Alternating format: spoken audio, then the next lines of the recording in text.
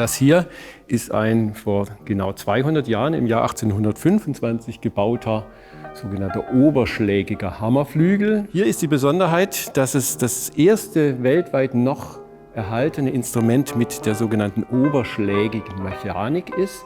Es hat vor 60 Jahren mein Vorvorgänger eine Anzeige geschaltet, dass sie einen Flügel aus der Beethoven- oder Schubertszeit suchen, und daraufhin hat sich tatsächlich ein Klavierbauer aus Bremen gemeldet und dieses Instrument angeboten, das dann für 10.000 D-Mark, was damals eine horrible Summe war, auch verkauft wurde und hierher kam. Ja, man könnte sagen, dieses Forte Piano, wie die Zeitgenossen dazu gesagt haben, besteht im Grunde, wenn man es mit heutigen Ohren hört, fast schon aus 3 verschiedenen Instrumenten. Das heißt, es hat regelrechte Register, fast wie eine Orgel.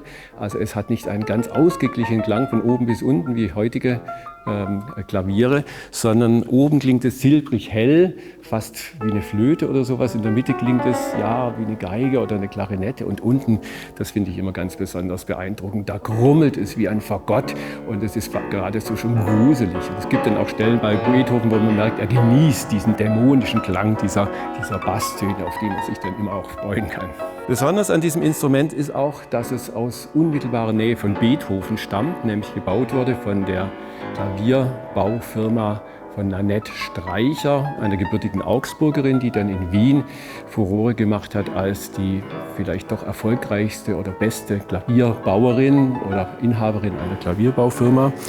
Und das Instrument ist insofern wirklich quasi unter den Augen von Beethoven entstanden, und wir wissen, dass Beethoven gerade diese Instrumente enorm geschätzt hat und im Grunde auch für diese Klanglichkeit dieser Flügel seine Werke geschrieben hat.